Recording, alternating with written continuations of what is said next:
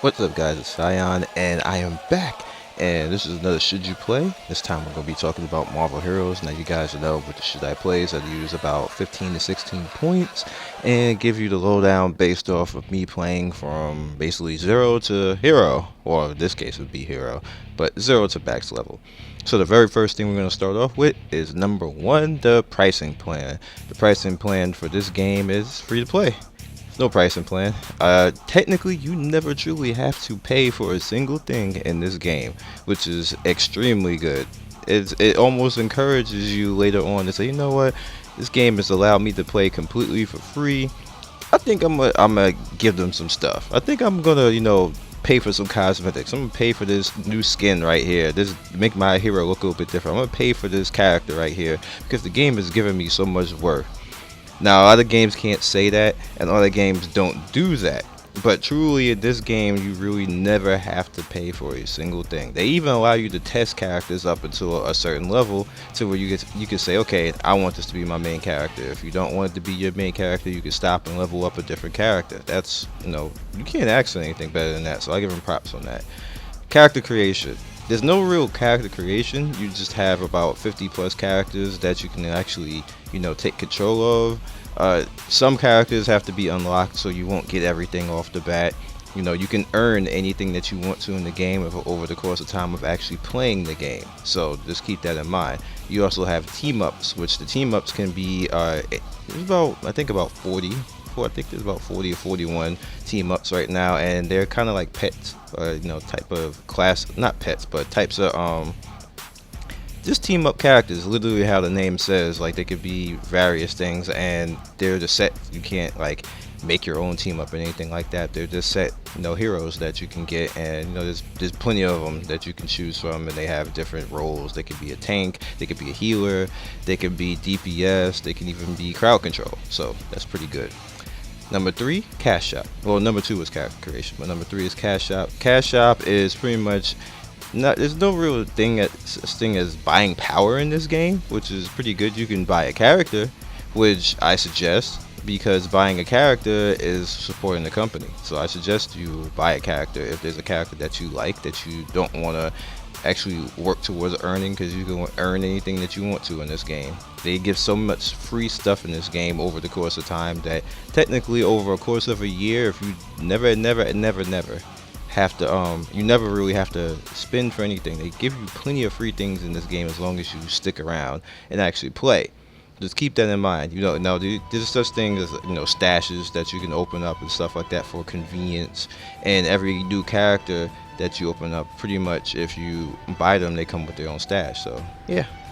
So next up we have auction house and selling. Technically there's no auction house, but there is, like, you can trade things back and forth or sell things back and forth. So there's really no type of like real buying and selling in this game, which is good because it'll be all types of farmers and everything else like this, and they still try to do it, even with as limited as it is now with buying and selling and trading and stuff like that. You still have the Chinese gold farmers trying to spam and everything else. They usually don't last that long, but they ban them out relatively quick, so you don't have to see them that much. The graphics in this game, the graphics are kind of, I guess you would say, cartoonish, because this is basically a comic book game.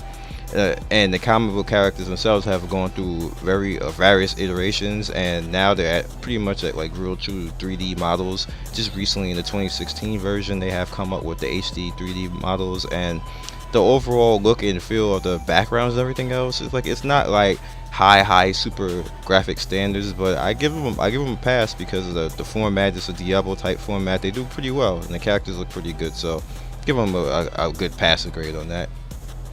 Combat and spells, which is pretty much where this game shines at, due to how many different characters there are. They do a good job of, well, sometimes they have to go back and redo it again with different patches, but they do a good job of capturing characters' attacks, combos, and different attacks, as far as like the Hulk being destructive, like Iron Man being flashy, Captain America being strong and using his shield and things like that, and everything new coming in, like Wolverine with his passive powers of healing and everything else like that. And just, they do a good job. They do a very good job with combat and spells in this game. It's clearly one of the strengths of the game, that they get it on point. Storyline, plot, and quest, which is number 7. I'm just missing the numbers today. Storyline, plot, and quest. Storyline is typical of a comic book storyline. They keep like within the range of the Marvel universe. They don't really go too much out of it. It's typical stuff that you've seen throughout, different various comic books and even comic book video games. It's along the same lines.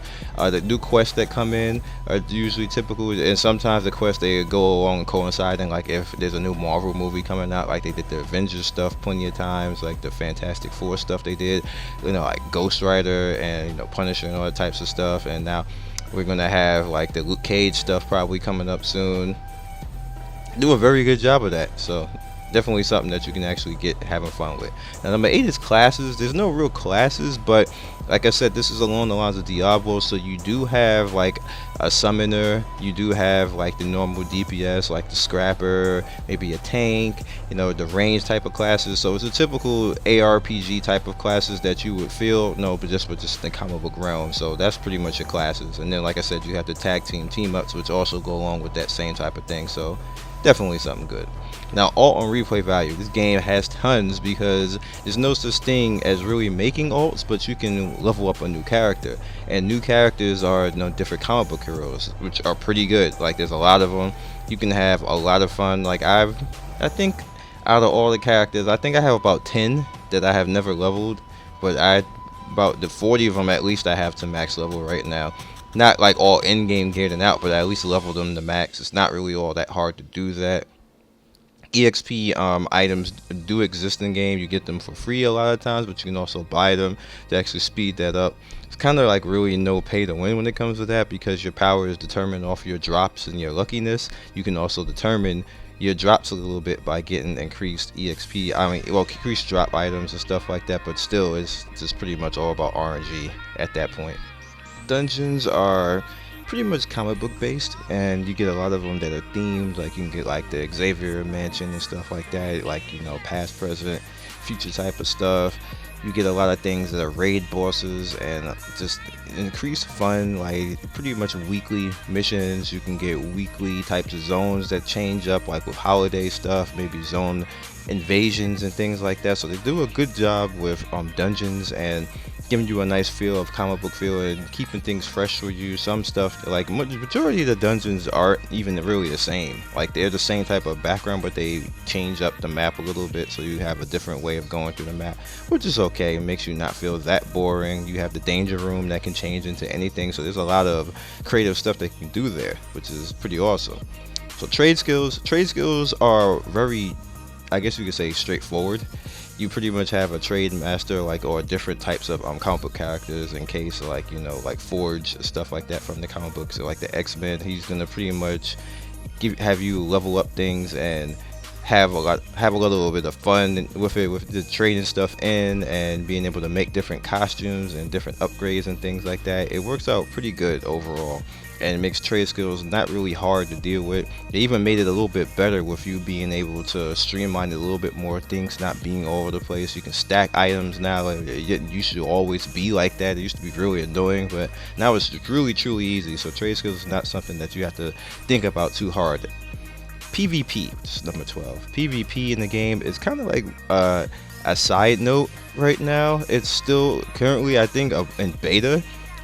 And there's a lot of characters that are a little bit, overpowered and overbalanced. And, we had the Fire and Ice beta for a little while. And I don't really think that they're concentrating too much on that right now. It's very hard to balance a game like this. And they have so many characters. Like, they would be nerfing things left and right, back and forth. I don't think they'll ever be able to balance that. So if you're into the PvP with this type of stuff, this might not be the game for you when it comes to that.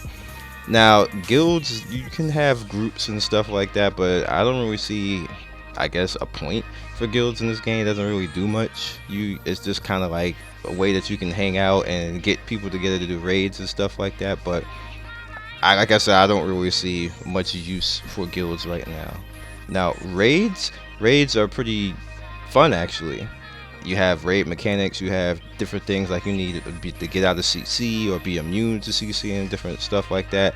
You can fight different raid bosses, like you can fight Onslaught, and other raid bosses like like, you know, going into like the Elder Realm, not the Elder Realm, the Nether Realm, and fighting bosses there. They have about probably like 3 or 4 raid bosses, and then you can have different types of really hard bosses like Danger Room, stuff like that, and then like really hard wave bosses with the Danger Room and the other things like the Omega Zone type of stuff. So you have a lot of raid in-game content that you can have fun with, and very hard in-game zones. Like they have like a super hard in-game zone with like Midtown and all the other zones like there. Like it's pretty, like Hightown has a pretty hard zone too, where you can play, like they have a normal zone, then they have like the super hard zone where you can come in. The super hard zone gets increased loot, and you have to be careful and bring your real type of A game in there. You can't just run around and like spam one button and be like, yeah, I win. Like, you know, that works in the normal zones, but it doesn't work in those zones, which is pretty good.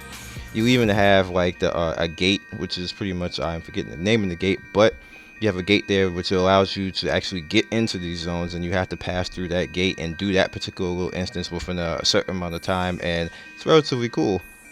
I've only done that like 10 times with 10 characters that I was good enough to do it with, so there's a skill check there. You might get a little bit frustrated, but there's guides on stuff like that. Wilfred Wong does a lot of guides on stuff like that, so you can look him up. He does pretty good with that. There's a few other YouTubers. All you have to do is, you know, type it in, and you'll find those guys. So my conclusion to this game, and is it worth playing? Yes, because the number one thing that I first talked about in the beginning is that it's free, and that you can gain everything in the game basically for free. And if there's any character that is not like that, it will be eventually. Or you can even get like these things that are called, like, you know, free character tokens and stuff like that. You can just earn stuff like that. So even if you don't have that type of stuff, or if you don't have money to spend on this game, you can earn things over the course of time. It may take you a little bit of time, and if you are the type of person who is not patient, then I don't know what to really tell you. There's not many games like this that will let you do it all for free. So other than that, you guys be legendary.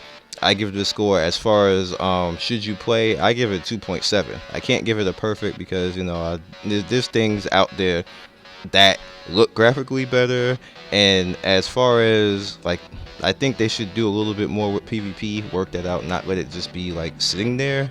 And no, other than that, I can't find much wrong with this game. Maybe because I'm a Marvel fan, maybe because I'm a fan of the game.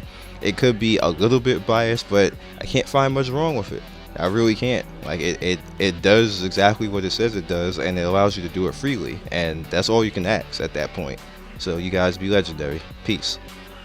I'd like to thank everybody for 10k subs. You have no idea how much I appreciate that. And if you liked what you saw in this video, please click the top right to click more of my videos, or click the bottom right to subscribe to the channel. Once again, one love, peace, and I will see you next video.